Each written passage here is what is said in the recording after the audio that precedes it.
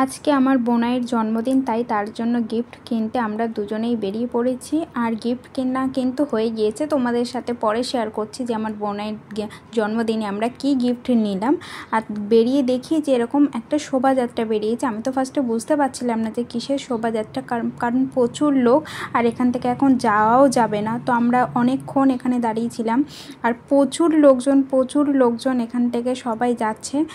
তো আমরা কিছুক্ষণ এখানে দাঁড়িয়ে দেখছি। আর মানে ফার্স্টে তো বুঝতে পারিনি, যে ভাবলাম যে এত লোকজন যাচ্ছে কিছুক্ষণ পরে যাব, তারপরেই তো হলো মজার জিনিস। আর এইটাই আমাদের গিফট কেনা হয়ে গিয়েছে। আর এখানে দেখলাম সমস্ত সব ডান্স মানে করতে যাচ্ছে, সব এক একটা দল। মানে আমি এগুলো বলতে পারবো না যে এগুলো কিসের জন্য যাচ্ছে। তো দেখতে তো আমার খুবই সুন্দর লাগছিলো। এখানে দেখো মানে ডান্ডি নিয়ে ওরা ডান্স করতে যাচ্ছে, কি সুন্দর লাগছিল। আর মাথায় এগুলো দিয়ে যাচ্ছিল। আর প্রচুর লোকজন। তো আমরা কতক্ষণ এখানে অনেকক্ষণ দাঁড়িয়েছিলাম। তো আমাদের আবার যেতেও হবে, এখান থেকে গিফট নিয়ে আমি সোজা বাবার বাড়ি যাব। ওখান থেকে রেডি হয়ে তারপরে একসাথে আমি, মা, আমার বর, আমরা তিনজন তারপরে বোনের শ্বশুর বাড়ি যাব। তো এখানে তো আমরা আস্তে আস্তে হাঁটতে এগোচ্ছিলাম, কারণ প্রচুর ভিড়, অনেকক্ষণ দাঁড়িয়ে থাকতে হবে। আর অত টাইমও নেই, কারণ এমনিও সন্ধে হয়ে আসছে, আমাদের তাড়াতাড়ি পৌঁছতে হবে কারণে। আর এখানে মানে দেখতে যাচ্ছিলাম, খুব মজাও লাগছিল, যে খুব সুন্দর লাগছিল এই জিনিসগুলো, নতুন জিনিস। এগুলো তো স্বাভাবিক সবসময় দেখাও যায় না। এখানে আবার এরকম লাঠিতে এরকম কাগজ বেঁধে কি সুন্দর করতে যাচ্ছে। তো এখানে আবার আর এই যে ডান্স, এগুলো জানি না কি, এরকম মুখোশ পরে এরকম ডান্স করছিল।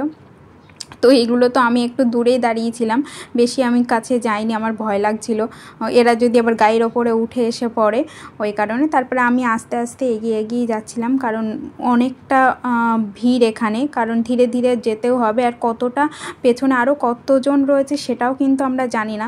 তো আমরা আস্তে আস্তে এগিয়ে যাচ্ছি, আর প্রচুর লোকজন। তারপরে আবার এই যে আর এক দল, এরাও এরকম দেখো কি সুন্দর নাচ করতে যাচ্ছে, দেখতে কিন্তু অপূর্ব লাগছে, অপূর্ব।